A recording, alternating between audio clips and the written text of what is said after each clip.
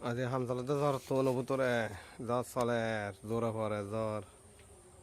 বিরাটের ফুদি উত্তর দিয়ে রে বিরাট উত্তর ফুদি জ্বর পরে খেলা গাছ তালে